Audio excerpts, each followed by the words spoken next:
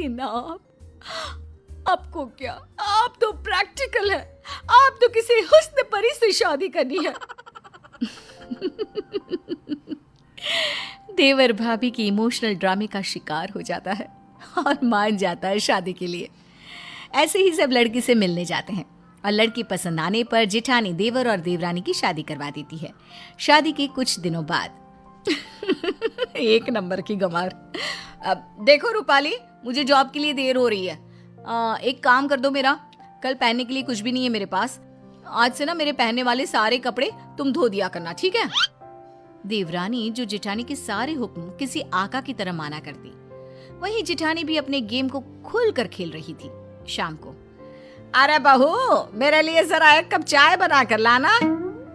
रूपाली, माँ जी को एक कप चाय बना कर दे दो। लेकिन भाभी मैं तो। प्लीज रूपाली, मैं एक बहुत इंपॉर्टेंट काम कर रही हूँ, उसे बीच में छोड़कर नहीं जा सकती। जी ठीक है। अच्छा हुआ मैं अपने लिए एक घरेलू देवरानी ढूंढ कर लाई। अब मेरा काम बहुत आसान हो गया है। मुझे बस जॉब का काम करना पड़ता है, क्योंकि घर के काम तो प्यारी प्यारी देवरानी संभाल लेती है। वाह जी वाह, कितनी समझदार हूँ मैं। लेकिन दिन एक से नहीं होते। जो नया होता है वो एक दिन पुराना हो जाता है और वो रंग सामने आता है जो उसका असली रंग होता है। और फिर, रूपाली जरा मेरा फोन पास करना, और वो फोन में चार्जिंग नहीं होगा, मेरे बैग में चार्जर रख देना। और हाँ बस जितने दिन की ऐश थी जेठानी साहिबा की, वो खत्म और देवरानी का असली चेहरा बाहर। क्यों दीदी, आप क्या कर रही हो? बैठी ही तो हो। और दीदी, ये छोटे मोटे काम ना खुद कर लिया करो, वैसे भी ऑफिस में भी तो काम करती होगी ना, हैं? हाय रे, ये क्या, सत्ता तो अभी तो बनी थी, आक्रमण हो गया और पूरा ख्वाबों का किला धुस। ओए सुन, ज्यादा बोलने की जरूरत नहीं है, गंवार कहीं की। मैं ना होती तो किसी गांव के घर में चूल्हा फूंक रही होती। ओए होए, ये मुंह और मुख की दाल, मैं कहाँ बैठी होती ये आपको ज्यादा पता है। मेरी सुंदरता और गुणों की चर्चा 7 समंदर पार तक थी, तो मैं कहाँ होती ना, इसकी चिंता तो आप छोड़ ही दीजिए। अगले दिन, अरे माँ, ये देवरानी साहिबा कहाँ है?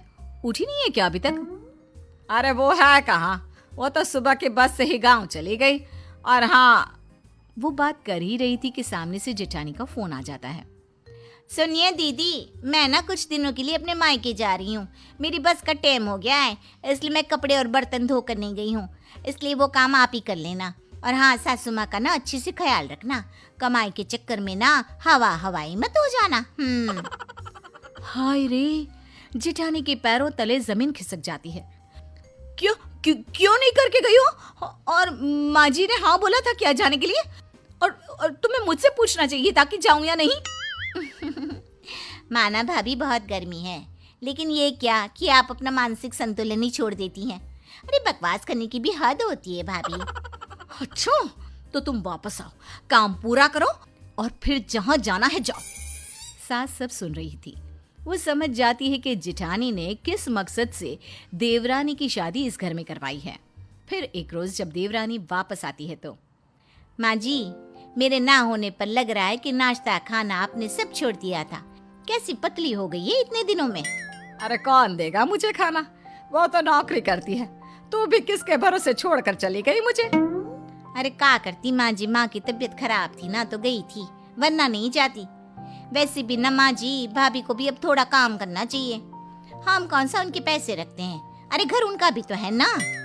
ये बोलकर गांव से सफर करके जो लड़की आई, वो तुरंत सास को खाना देने के लिए किचन में घुस गई। तभी जेठानी, अरे आ गई हो तो चाय भी बना दो, और हाँ, खाना थोड़ा जल्दी कर दो, मैं पैक करके भी ले जाऊंगी। सास को गुस्सा आता है। देख बड़ी बहू, तुम दोनों ही मेरी बहुएं हो, छोटी ही काम करती रहे ये ठीक नहीं। अरे तो मैं क्या करूं, मैं कमाती हूँ, मैं घर का काम नहीं कर सकती?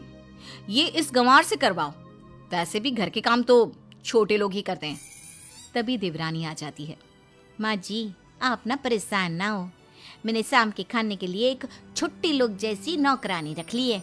सुबह का मैं बनाऊंगी और रात का या तो भाभी या तो वो नौकरानी, और नौकरानी के पैसे तो